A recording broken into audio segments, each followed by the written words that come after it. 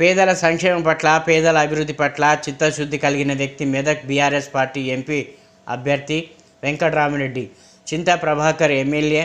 Parliament ఎన్నికల సందర్భంగా సంగారెడ్డి నియోజకవర్గంలోని 4 మండలాలు, 2 మున్సిపాలిటీల ప్రచార రథాలను పోతిరెడ్డిలోని శివాలయంలో ఎమ్మెల్యే చింతా ప్రభాకర్ పూజా కార్యక్రమాలు నిర్వహించి జెండా ఊపి ప్రారంభించారు. ఈరోజు మా అభ్యర్థి అయినటువంటి వెంకట్రామిరెడ్డి గారికి సంబంధించినటువంటి ప్రచార రథాల కార్యక్రమం పోతిరెడ్డిపల్లి గ్రామ పరిధిలోని శివాలయం వద్ద మా గౌరవ ఎమ్మెల్యే గారి యొక్క చేతుల మీదుగా లాంచింగ్ చేయడం జరిగింది. గౌరవనీయులు హరీష్ అన్న ఆధ్వర్యంలో కేసీఆర్ గారి ఆశీస్సులతో వెంకట్రామిరెడ్డి గారు ఒక బలమైనటువంటి క్యాండిడేట్గా యావత్తు పార్లమెంటు 7 నియోజకవర్గాల పరిధిలో అత్యంత కీలకమైనటువంటి సమావేశాలు పూర్తి చేసుకొని ముఖ్య నాయకులను కలిసే కార్యక్రమంలో భాగంగా అన్ని నియోజకవర్గాల్లో పూర్తి చేసుకోవడం జరిగింది.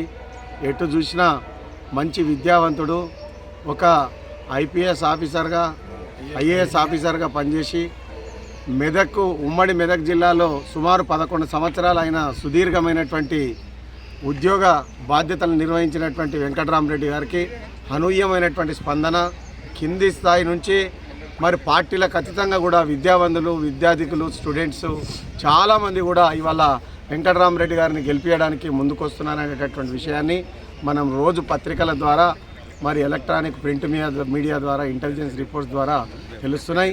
ఈ నియోజకవర్గంలో మా అన్న చింతా ప్రభాకర్ గారి యొక్క ఆధ్వర్యంలో పోయిన గత అసెంబ్లీ ఎన్నికల కంటే ఇంకా డబుల్ మెజార్టీని గెలిపించడానికి ఆయన సూచన మేరకు మేమందరం కూడా సైనికుల్లా పనిచేసి పార్టీ అధిష్టానానికి, మా నాయకునికి, మరీ ముఖ్యంగా ఈ జిల్లా ముఖ్యమంత్రి, మంత్రి ఇద్దరున్నటువంటి పార్లమెంట్ పరిధి కాబట్టి ప్రతిష్టాత్మకంగా తీసుకొని మా ఎమ్మెల్యే గారి యొక్క ఆధ్వర్యంలో మేము ఈ కార్యక్రమాన్ని దిగ్విజయంగా విజయవంతం చేసి వెంకట్రామిరెడ్డి గారి గెలుపుకు మేమందరం కూడా కట్టుబడి ఉండి మేము సైనికుల్లా పనిచేస్తామని చెప్పుకుంటూ సెలవు తీసుకుంటున్నాను.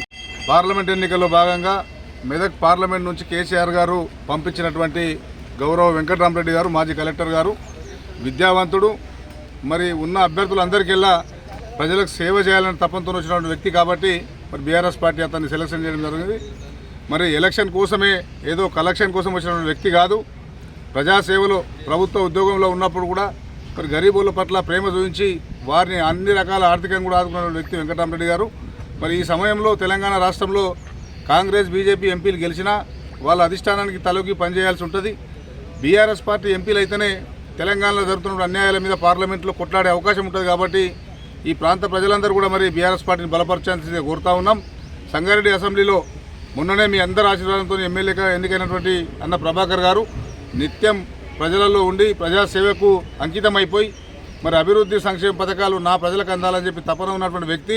మరి అన్న కూడా రాష్ట్రంలో ప్రభుత్వం లేదు కాబట్టి బీఆర్ఎస్ పార్టీ ఎంపీ గెలిస్తే తప్పకుండా ఇద్దరైతే ఈ కాన్స్టిట్యూన్సీలో మీకు ఇచ్చినటువంటి మాటలన్నీ కూడా నెరవేర్చడానికి మాకు పూర్తి అవకాశం ఉంటుంది. అదేవిధంగా అనుభవం ఉన్న వ్యక్తి కాబట్టి జిల్లా కేంద్రంలో మరి చాలామంది రేపు పొద్దున ఐఏఎస్, ఐపీఎస్లు చేస్తారని చెప్పి సంకల్పంతో ముందుకు వస్తున్న వ్యక్తిని గెలిపించాల్సిందిగా మీ అందరితో విజ్ఞప్తి చేస్తూ ఉన్నాం. సంగారెడ్డి శివాలయంలో ప్రచార రథాలు పూజా కార్యక్రమం పూర్తి చేసుకొని మరి 4 మండలాలు, 2 పట్టణాల్లో ప్రచార కార్యక్రమం ఈరోజు ప్రారంభించుకున్నాం.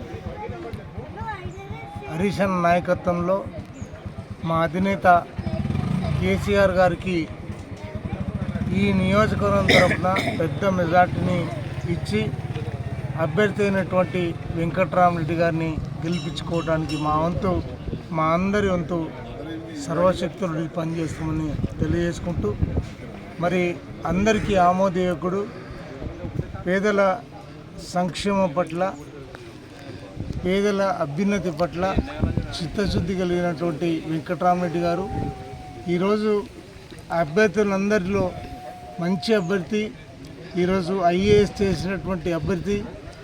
ఈ నియోజకవర్గానికే కాకుండా ఈ పార్లమెంట్ నియోజకవర్గ పరిధిలో 7 నియోజకవర్గాలకి అన్ని రకాలుగా పూర్తి సహాయ సహకారాలు అందిస్తూ వాళ్ళ ట్రస్టీ ద్వారా మరి విద్య గురించి అదే రకంగా ఫంక్షన్ హాళ్ళు ప్రతి నియోజకవర్గానికి ఏర్పాటు చేసి ఒక పైసా ఖర్చు లేకుండా మరి అందరికీ ఉపయోగపడేటట్టు చేస్తానని వారు చెప్పటం, మరి ఖచ్చితంగా అది అమలు చేస్తారనే పూర్తి నమ్మకం అందరికీ కలిగి మరి ప్రజలందరూ కూడా పెద్ద మనసుతో ఆశీర్వదించి వారి అండదండలు చూపించాలని మేము మనస్ఫూర్తిగా కోరుకుంటూ సెలవు. జై తెలంగాణ.